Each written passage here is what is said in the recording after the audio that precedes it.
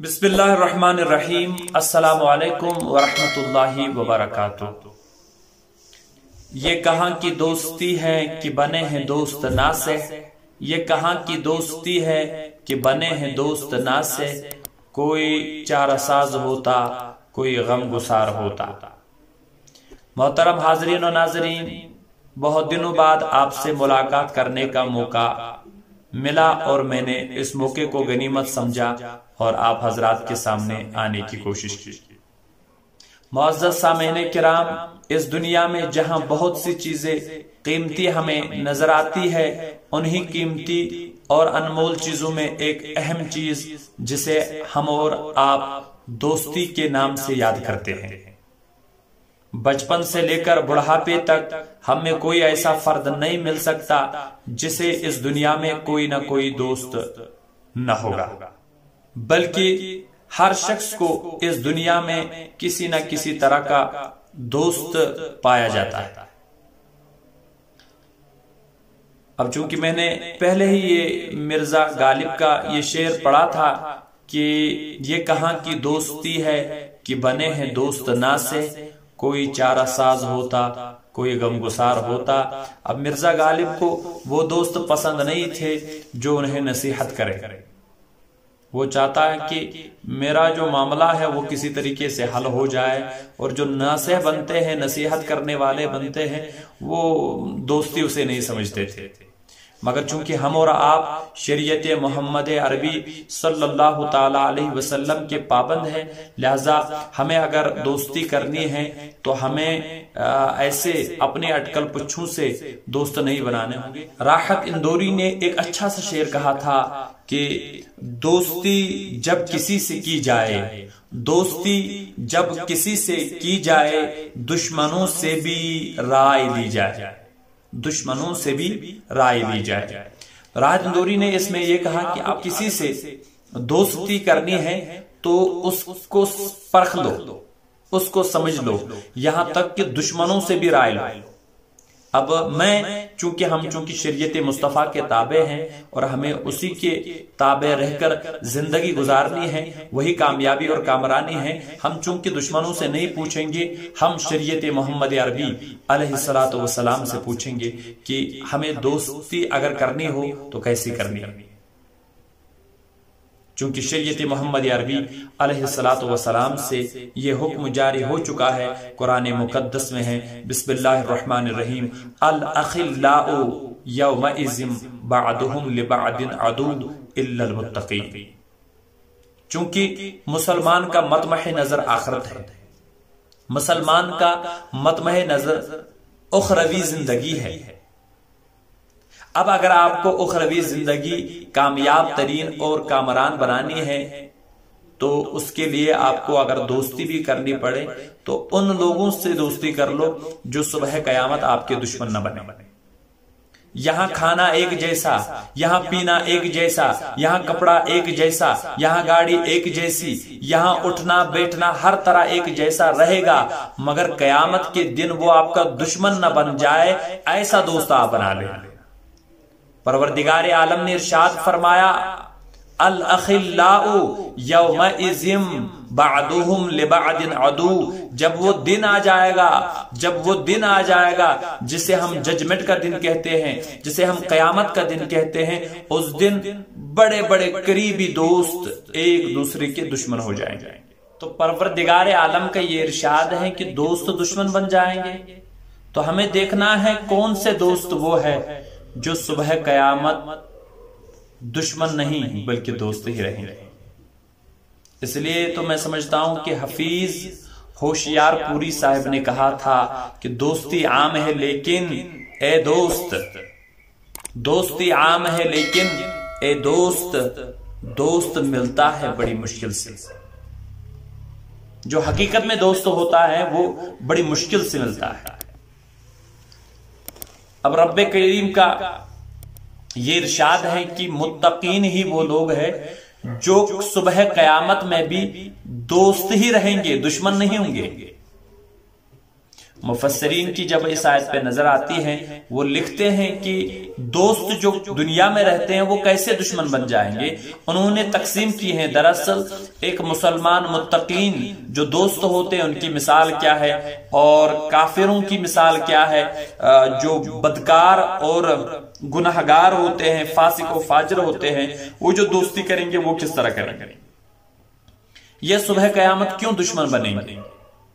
تو ان کی مثالیں یوں ہیں کہ جب ایک مسلمان مر جاتا ہے اور متقی رہتا ہے، یہ جب دنیا سے چلا جاتا ہے تو چونکہ یہ عذاب سے محفوظ رہتا ہے، نیکوکار رہتا ہے، اللہ کا فرما بردار بندہ رہتا ہے، اسے فرشتے اکرام سے پیش آتے ہیں، تعظیم سے پیش آتے ہیں، اس کے لیے آرام کے اسباب مہیا کیے جاتے ہیں.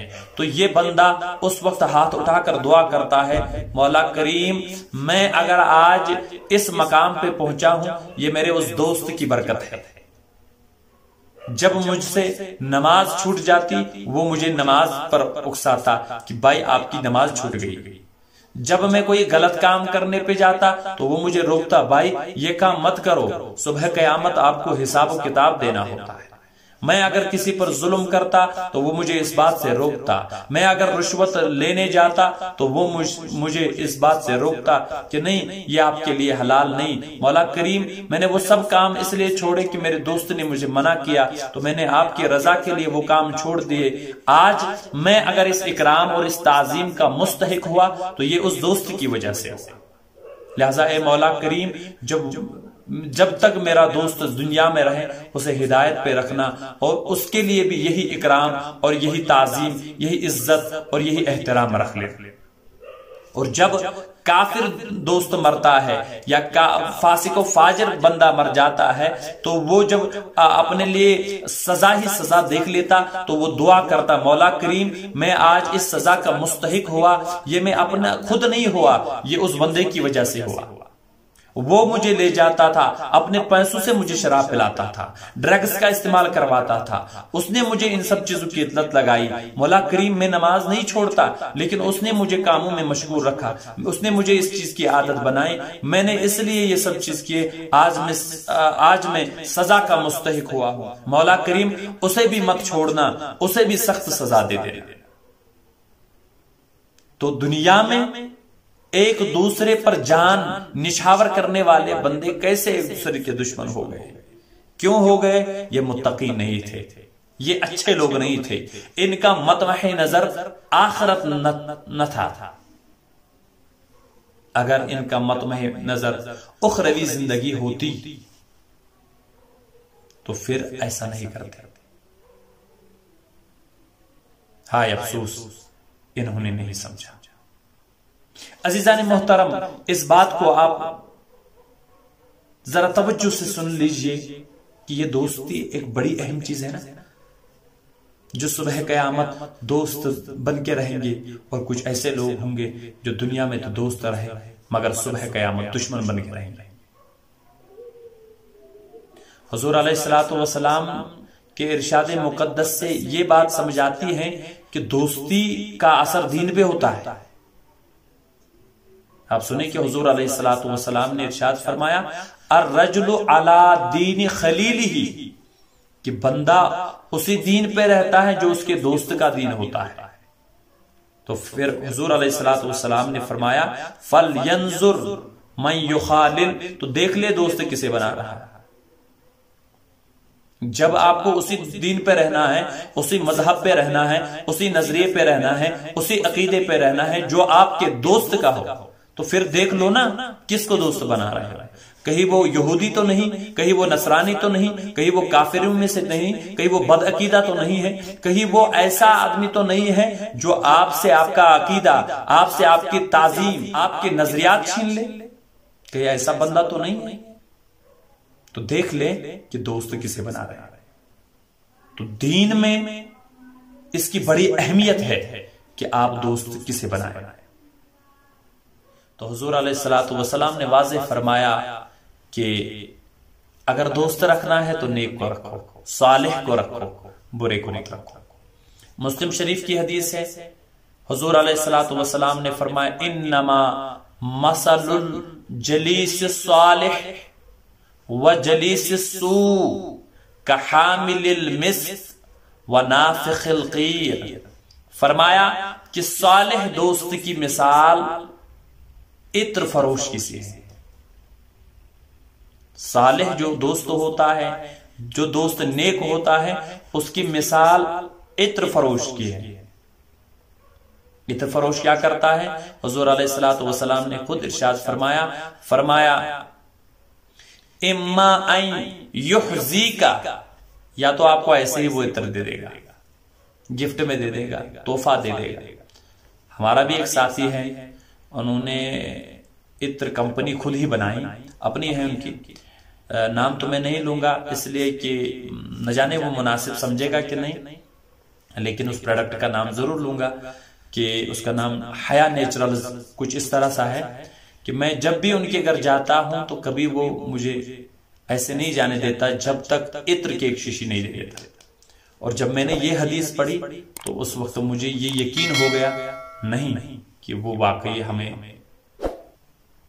صالح دوست ہے الحمدللہ، کہ حضور علیہ الصلوۃ والسلام نے فرمایا کہ جب بھی آپ اس سے ملو تو اما ان یحزیکا، تو پھر وہ آپ کو عطر تحفے میں دے دے گا۔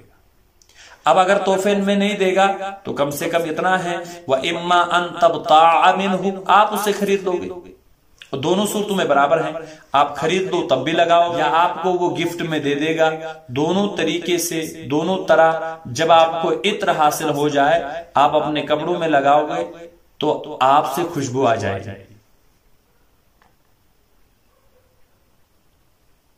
اور تیسری صورت فرمایا کہ اب اگر آپ کو گفٹ بھی نہیں دیا، آپ نے خریدا بھی نہیں، تو کم سے کم یہ ہے نا وَإِمَّا أَن تَجِدَ مِنْهُ رِيحًا طَيِّبًا، جب تک آپ وہاں رہو گے تو کم سے کم خوشبو تو پاتے رہو گے۔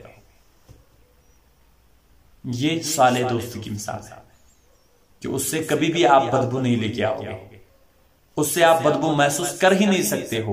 خرید لو تب بھی خوشبو ساتھ میں لائے، اور گفٹ دے دے گا تب بھی ساتھ میں لائے ہو، اور اگر نہ خریدا نہ آپ کو گفٹ میں ملا تو کم سے کم جب تک وہاں ہے تو خوشبو میں رہو اور محسوس کرتے رہو۔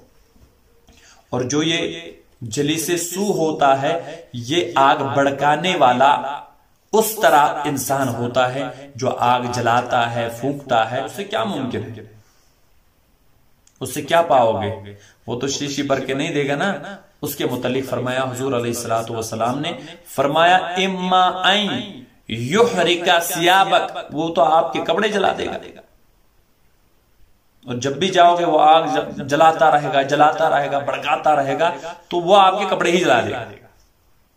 اور اگر کپڑے سلامت رہے تو دوسری وجہ یہ ہے کہ اس سے اور کچھ ملا نہیں، اس سے تو خوشبو نہیں مل پائے گی، ہاں ایک چیز مل پائے گی وَإِمَّا أَن تَجِدَ مِنْهُ رِيحًا خَبِيثًا، تو وہاں سے آپ بدبو لے کے آؤ گے، دھوئیں کی بدبو لے کے آؤ گے، خوشبو نہیں مل سکتی۔